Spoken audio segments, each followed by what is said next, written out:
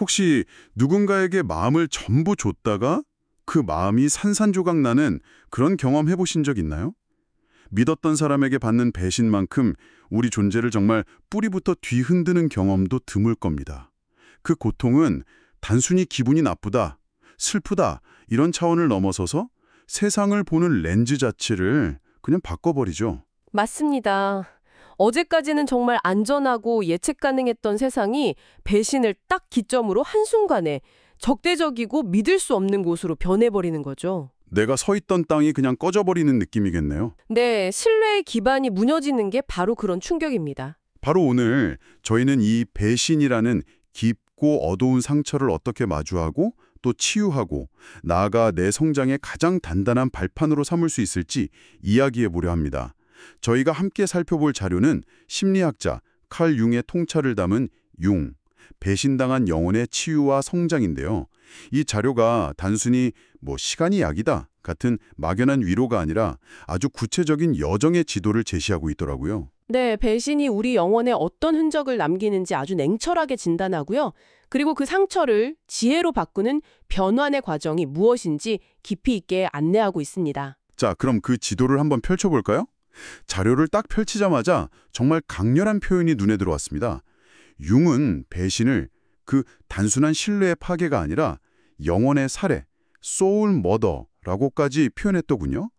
이건 그냥 시적인 비유는 아닌 것 같은데요. 대체 어느 정도의 상처이기에 살해라는 단어를 썼을까요? 그만큼 배신이라는 경험이 한 개인의 존재 자체에 아주 깊고 치명적인 상처를 남기기 때문입니다.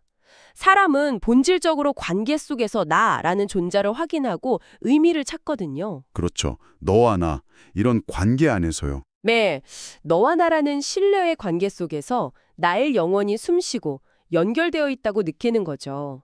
그런데 그 관계의 핵심인 신뢰가 파괴되는 순간 영혼을 지탱하던 그 연결고리가 마치 칼로 베어지듯 끊어지는 겁니다.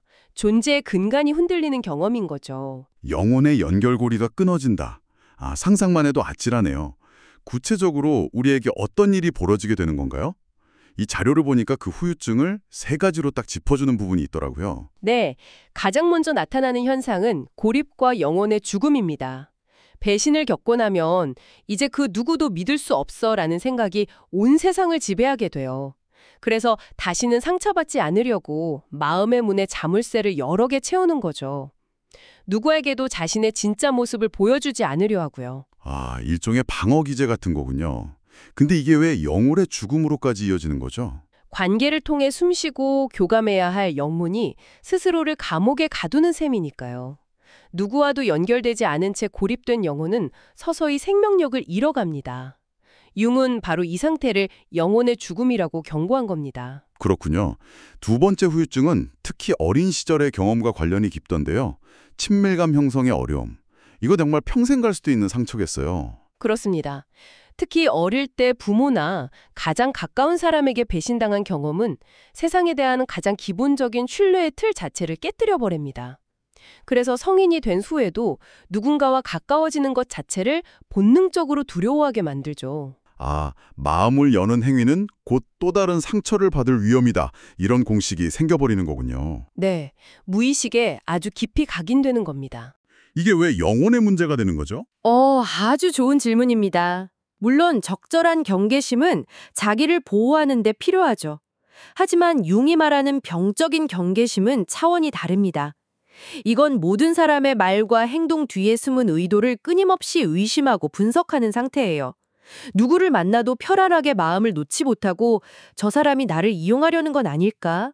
저 친절함 뒤에는 뭐가 있을까? 하고 계속해서 레이더를 돌리는 거죠. 아, 상상만 해도 에너지가 다 빨리네요. 삶의 기쁨이나 즉흥적인 즐거움 같은 건 전혀 느낄 수 없겠어요. 바로 그겁니다. 생존을 위해 켰던 경계심의 스위치가 고장나서 꺼지지 않고 계속 작동하면서 내 영혼의 에너지를 전부 소모시키는 상태. 그래서 융은 이 모든 것을 단순한 심리적 어려움이 아니라 우리 존재의 가장 깊은 차원을 손상시키는 영혼의 문제라고 본 겁니다. 정리해보면 배신은 한 번의 사건으로 끝나는 게 아니라 고립, 관계불신, 만성적인 불안이라는 일종의 심리적 후유증을 남겨서 삶 전체를 계속해서 좀먹는다는 거군요. 정말 듣기만 해도 숨이 막히는 상황인데요. 하지만 이 자료의 진짜 이야기는 바로 여기서부터 시작됩니다. 융은 이 절망 속에서도 항상 희망이 있다고 말하면서 아주 구체적인 치유와 성장의 길을 제시하죠. 맞습니다. 여기서 가장 중요한 개념이 바로 변환, 트랜스포메이션입니다. 상상을 없었던 일처럼 지우는 게 목표가 아니에요. 그건 불가능하거든요. 대신 그 상처의 의미를 바꾸고 그것을 내 성장의 일부로 통합시키는 과정, 즉 연금술처럼 납을 금으로 바꾸는 여정을 이야기합니다. 그리고 그 여정은 크게 세 단계로 이루어져 있습니다. 그 첫걸음이 참 의외였습니다. 보통은 상처를 준 상대방을 분석하고 원망하는 데 모든 에너지를 쏟기 마련인데 자료에서는 화살을 정반대로 돌려서 자기 내면을 먼저 들여다보라고 하더군요. 그림자 작업이 필요하다고 말이죠. 그림자라니 이게 대체 뭔가요? 그림자는 융 심리학의 핵심 개념 중 하나인데요. 어렵게 생각할 것 없습니다. 그냥 우리가 이건 내 모습이 아니야 라고 인정하고 싶지 않아서 무의식의 지하실에 처박아둔 자신의 어두운 부분들을 말합니다. 배신의 맥락에서는 어떤 것들이 그림자가 될 수 있을까요? 예를 들면 배신당한 후에 그래, 세상은 원래 이런 거야. 다신 아무도 믿지 말자 라고 속삭이는 내 안의 냉소적인 목소리. 혹은 나도 모르게 새로운 사람을 만날 때마다 저 사람의 숨은 의도가 뭘까 하고 계속 꺼보며 테스트하게 되는 그런 방어적인 태도요. 또 모든 것을 파괴하고 싶을 만큼 주체할 수 없는 분노나 세상으로부터 완전히 도망치고 싶은 깊은 무력감. 이런 것들이 모두 우리의 그림자입니다. 나를 보호하기 위해 생겨났지만 결국 나를 고립시키는 부분들이죠. 그런 감정들은 보통 없애버려야 할 나쁜 거라고 생각하는데 그걸 똑바로 마주해야 한다니 정말 쉽지 않은 작업이겠네요. 그래서 작업이라는 표현을 씁니다. 싸워서 이겨야 할 적이 아니라 이해하고 통합해야 할 나의 일부로 보는 거죠. 그림자 작업은 내 안에 이런 격렬한 분노와 깊은 슬픔, 지독한 냉소가 있구나 하고 그것들의 존재를 그냥 인정해주는 과정이에요. 흩어져 있던 내면의 조각들을 하나씩 되찾아와서 통합할 때 비로소 우리는 온전한 자신으로 나아갈 첫걸음을 뗄 수 있습니다. 알겠습니다.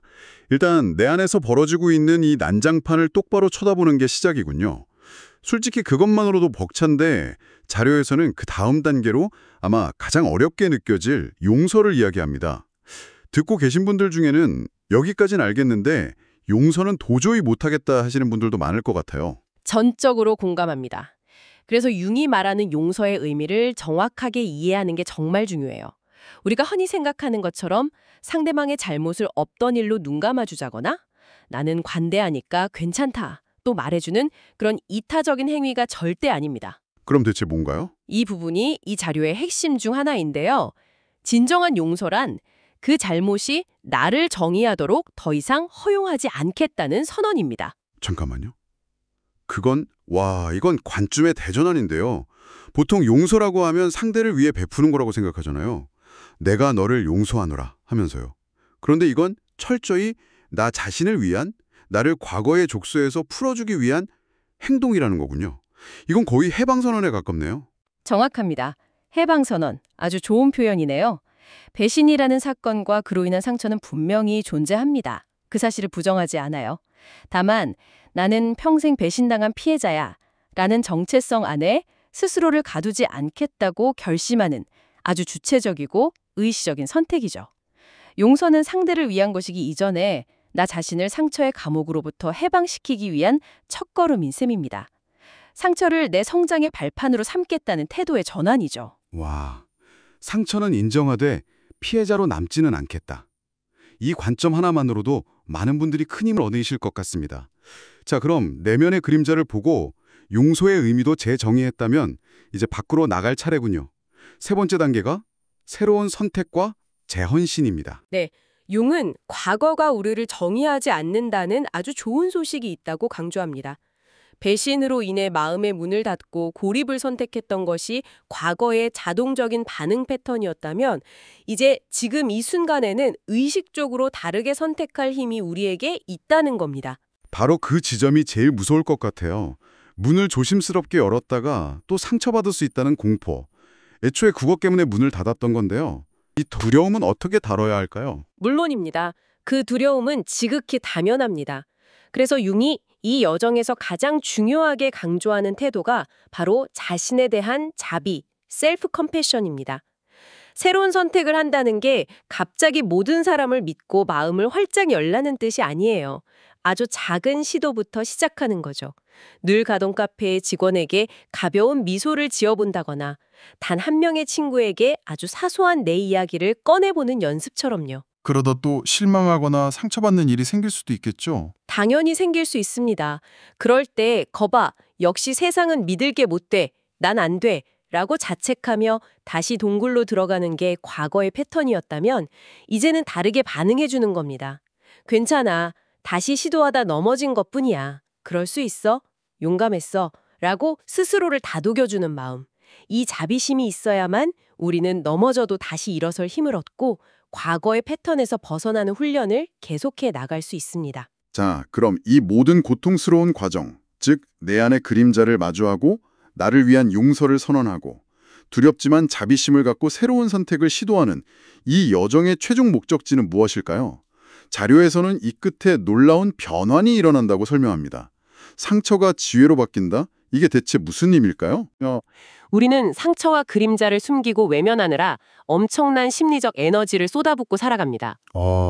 들키지 않으려고, 아픈 티 안 내려고 쓴 에너지요. 정말 막대하죠. 바로 그겁니다.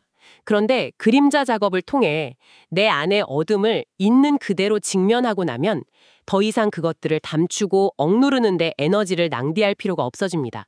바로 그때 우리는 진정한 자유를 얻게 되죠. 상처에 꽁꽁 묶여있던 그 막대한 에너지가 해방되어서 삶에 대한 깊은 이해와 통찰력, 즉 지혜로 바뀌는 순간이 찾아오는 겁니다. 그런 아픔을 겪어봤기 때문에 나는 이제 인간의 나약함을 이해하고 관계의 소중함을 더 깊이 알게 되었다고 말할 수 있는 상태가 되는 거죠. 이 과정을 정말 기가 막히게 설명해주는 비유가 자료에 나오더군요. 부러진 뼈가 다시 붙는 과정이라는 비유인데 정말 무릎을 탁 쳤습니다. 네, 아주 적절하고 강력한 비유죠. 이 과정을 단계별로 대입해보면 명확하게 이해할 수 있습니다. 먼저 배신을 당한 순간은 말 그대로 뼈가 딱 부러진 순간의 그 엄청난 고통. 네, 그 충격과 같습니다. 모든 것이 멈추고 아무것도 할 수 없게 되죠. 그리고 깁스를 하고 꼼짝없이 누워있는 상태가 있겠죠. 세상과 단절된 채로요. 그게 바로 고립을 상징합니다. 꼼짝할 수 없고 자신의 고통 안에 갇혀있는 시간이죠. 그 다음 의사가 뼈가 잘 붙고 있는지 봅시다 하고 엑스레이를 찍어보고 상태를 확인하잖아요. 그게 바로 고통을 정면으로 마주하고 인정하는 진실과의 대면, 즉 그림자 작업입니다. 아하. 그리고 뼈가 완전히 붙기를 인내심을 갖고 기다리는 시간이 필요한데 이것이 바로 용서의 과정이라고 볼 수 있습니다. 서두른다고 되는 게 아니니까요. 그리고 가장 중요한 마지막 단계가 남아있죠. 깁스를 풀었다고 바로 예전처럼 뛸 수는 없으니까요. 재활치료요. 깁스 풀었다고 바로 마라톤 뛸 수 없는 것처럼 마음도 근력 운동이 필요하다는 거군요. 맞습니다.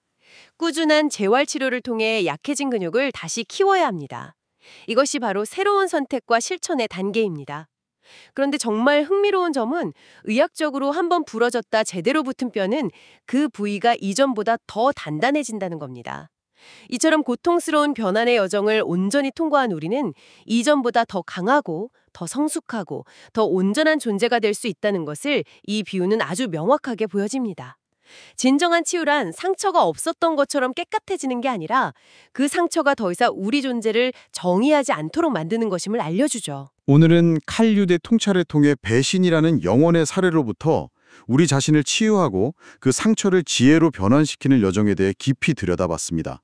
듣고 보니 핵심은 상처를 외면하거나 잊으려고 애쓰는 것이 아니라 오히려 그 아픔을 정면으로 마주하고 내 삶의 이야기 속으로 통합해 나가는 용기에 있는 것 같습니다. 네, 오늘 나눈 이야기에서 당신이 꼭 기억하셨으면 하는 것은 당신을 아프게 한 그 경험이 당신이라는 사람의 전부가 아니라는 사실입니다.